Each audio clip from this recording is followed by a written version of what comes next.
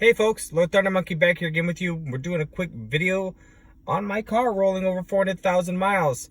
For those of you in European countries where you use that kilometer or kilometer, whatever that other weird measurement device is, it's just over 600 and, well, I shouldn't say it's just over. It's almost 644,000 kilometers. So it's not something that I'm thinking you probably see every day.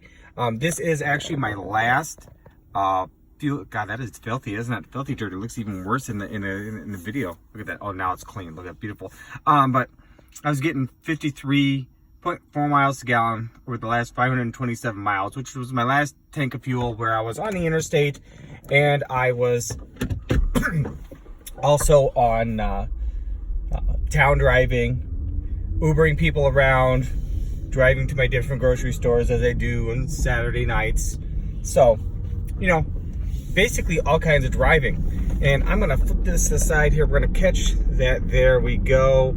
I'm gonna come down here just a little bit, and I want to put my focus right there. As you can see, I've got 6 more miles before we roll over 400,000 miles. So I'll give you kind of a history of what this car has gone through. We bought it in 2013 to do newspapers because price of fuel in the United States has gone to $4 a gallon roughly, and I was driving a car that was getting about 20 miles to the gallon, so it was expensive. So we bought this car, basically doubled my fuel economy, so cutting my fuel costs in half, thereby making this car basically free, because I was saving more on fuel on a month than I was paying for Monster to keep me going. Paying for the car on a by the loan basis, if you will, per month. So that was a great thing. When we bought it, it was 4 years old. It's a 2009. We bought it in 2013, as I said. I rolled it off the lot with 124,295 miles on it. So the first, bit of the drive was not mine, but the rest has been. The car's had 0 accidents previous to me and with me, bar it being in 2 minor altercations where I I backed into a garbage can and cracked the rear tail light, which is still cracked. Never did fix it. And then the front bumper, the lower part of it, cruise control still doesn't like bumps. It doesn't stay on anymore. It has a crack in it. I went to pull in the driveway with ice and snow. I hit the front of it, and the car slid across and hit one of those, piles of snow that has thawed and refroze, became ice.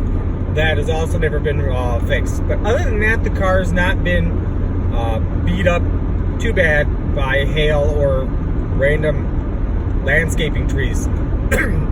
So it's done pretty good. It's had multiple brake jobs in the front, oil changes. My friend Jacob, he helped me replace the front struts, and most recently the front wheel bearings for the second time on this car. CV shaft, transmission fluid. Did the rear brakes at 300,000 miles. I wish it wasn't so bouncy. Look at that. That's so bad. I'll try and hold still as we get close. It's had a new steering rack put in it, somewhere over 300,000 miles. But the original auxiliary battery and the hybrid battery are still here. They keep going. They just haven't stopped. So it's been a great car. My little 09 Prius. Stupid cruise control does not like bumps. It disengages it. Don't know what his problem is. Again, not terribly interested in fixing it, because it's just annoying. It's not earth-shattering. Oh yeah, and sometimes the instrument panel of which we are watching does not work. Now that's only at startup, which is great, because then I can just go in the back, pop the trunk. There's a disconnection from the battery to the computers that I can pull out real quick. I count to about 10, do your basic computer reset, and it's just happy as clams. And we go back to working reset some of my tracking and different things, but not the end of the world. So I'm going out Ubering right now. We're closing in on our 400,000 mile mark. I'm actually going to swing by Don Miller. I think it's Don Miller Subaru. They have a 2010 Prius on our lot with like 30,000 miles on it.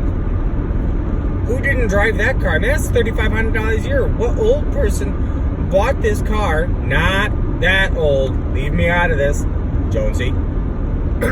Joe, the rest of you. I mean, that's 3,500 miles a year. Why even have a car? Private netly. I mean, that's not, 352 days. That's 10 miles a day, right? Doing the math right? Yeah, that makes sense.